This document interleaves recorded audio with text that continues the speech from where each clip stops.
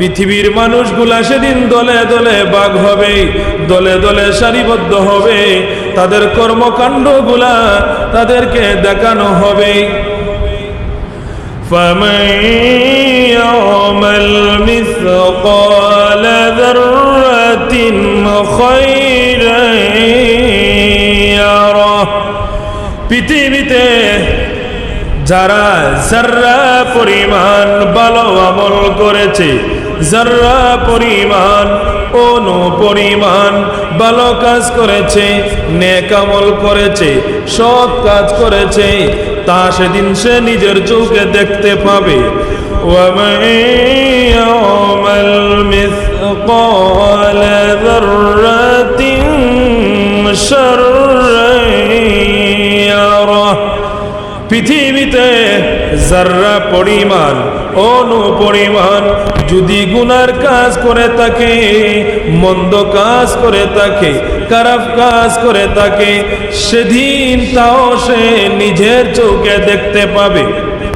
এই হলো সূরাতুল জিলজালের ৮টি আয়াতের সরল অনুবাদ। এবার কিছু, যেহেতু সময় সংক্ষিপ্ত, কিছু ব্যাখ্যা আপনাদের সামনে তুলে ধরব। আল্লাহ বলেন, ইযা যুলজিলাতিল আরদু জিলজালাহা। পৃথিবী যখন ঝাঁকুনি দিয়ে পৃথিবী আপন কম্পনে কম্পিত হবে, মানে আমরা সবাই জানি আল্লাহর 4 জন ফেরেশতা আছেন, সর্বশ্রেষ্ঠ 4 জন ফেরেশতা আছেন। এর মধ্যে একজন হলেন জিবরাইল। জিবরাইলের দায়িত্ব ছিল আল্লাহর পক্ষ থেকে আল্লাহর বাণী নবী রাসূলদের কাছে পৌঁছিয়ে দেওয়া। তারপরে মিকাইল, আল্লাহর ফেরেশতাদের মধ্যে সর্বশ্রেষ্ঠ হলো 4 জন ফেরেশতা। একজন হলেন জিবরাইল, যিনি আল্লাহর পক্ষ থেকে আল্লাহ তাআলার কথা, আল্লাহ তাআলার বাণী, আল্লাহ তাআলার কিতাব নবী রাসূলদের নিকট পৌঁছিয়ে দিতেন। আল্লাহর বার্তা নবী রাসূলদের নিকট এসে বলতেন, উনি হলেন জিবরাইল। আর একজন শ্রেষ্ঠ ফেরেশতা হলেন হযরতে মিকাইল আলাইহিস সালাম। ওনার দায়িত্ব হলো আল্লাহর বান্দা বান্দীদের মধ্যে রিজিক বন্টন করে দেওয়া, মেঘ বৃষ্টি পরিচালনা করা। মেঘ বৃষ্টি পরিচালনার দায়িত্ব, রিজিকের বন্টনের দায়িত্ব হলেন হযরতে মিকাইল আলাইহিস সালামের উপর। 3 নম্বর সর্বশ্রেষ্ঠ ফেরেশতা হযরতে আজরাইল। আজরাইলের দায়িত্ব, আজরাইলের আরেকটা নাম হলো মালাকুল মউত। আল্লাহর ফেরেশতা আজরাইলের দায়িত্ব হলো প্রাণীদের রূহ কবজ করা, মানুষদের রূহ কবজ করা। 4 নম্বর সর্বশ্রেষ্ঠ ফেরেশতাদের 4 জনের মধ্যে 4 নম্বর হলেন হযরতে ইসরাফিল আলাইহিস সালাম। উনার দায়িত্ব শুধু উনি সিংহা হাতে নিয়ে বসা আছেন। যেই দিন আল্লাহ হুকুম করবেন উনি সিংহায় ফু দিবেন। উনার সিংহায় ফু দেওয়ার সাথে সাথে পৃথিবীটা ভূমিকম্প শুরু হয়ে যাবে, পৃথিবী ঝাঁকুনি দিবে, নাড়া দিবে।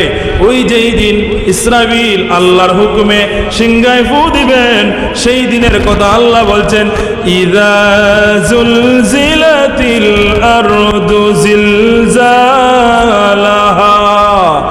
যখন ঝাঁকুনি দিয়ে পৃথিবী আপন কম্পনে কম্পিত হবে, পৃথিবী নাড়া দিবে, ভূমিকম্প শুরু হবে। এটা কেমন ভূমিকম্প? এখন তো আমরা যে দেখি ভূমিকম্প হয়, আমরা ঘর থেকে বের হয়ে উঠানে যাই, ঠিক কিনা বলেন? ঘর থেকে বের হয়ে, বিল্ডিং থেকে বের হয়ে উঠানে যাই। সেই দিন এমন ভূমিকম্প হবে, আপনি যেখানে যাবেন বান্দা বান্দিরা মানুষেরা ভূমিকম্প দেখে যাবে বাহিরে, দেখবে বাহিরে গিয়েও শান্তি নাই, দৌড় দিবে, দৌড়েও শান্তি নাই। যেখানে যাবে দেখবে পৃথিবী নড়াচড়া করে। এখন তো আমরা বিল্ডিং থেকে, ঘর থেকে বের হয়ে শান্তি পাই, কারণ 30 second, 40 second, 20 second, 1 minute, 1.5 minute পরে ঝাঁকুনি শেষ হয়ে যায়, ঝাঁকুনি শেষ হয়ে যায়। এই জন্য আমরা একটু শান্তি পাই। সেদিন এমন নাড়া দিবে পৃথিবী, এমন ঝাঁকুনি দিবে, মানুষেরা যেখানে যাবে সেখানেই পৃথিবী নড়বে। মানুষগুলা পাগলের মতো ছুটতে থাকবে, কোথাও গিয়ে স্থির পাবে না, কারণ সারাটা পৃথিবী ইসরাফিলের সিংহায় ফুৎকারের মাধ্যমে সারাটা পৃথিবী একসাথে নড়তে থাকবে। এখন তো দেখা যাচ্ছে অনেক সময় সিলেট বিভাগে ভূমিকম্প হয়, ঢাকায় হয় না, অনেক সময় ঢাকায় হয়, সিলেট হয় না, অনেক সময় সারা বাংলাদেশে হয়, অন্য দেশে হয় না, ঠিক কিনা বলেন?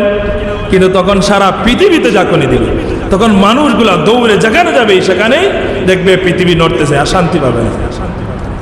হাদিস শরীফের মধ্যে আছে এই মানুষগুলা দৌড়তে দৌড়তে সেদিন এমন একটা অবস্থা হবে, গর্ভবতী মহিলাদের বাচ্চা পড়ে যাবে, ডেলিভারি হয়ে যাবে, তারা বলতে পারবে না, এমন বেহুশ হবে মানুষ, এমন বেহুশ হবে।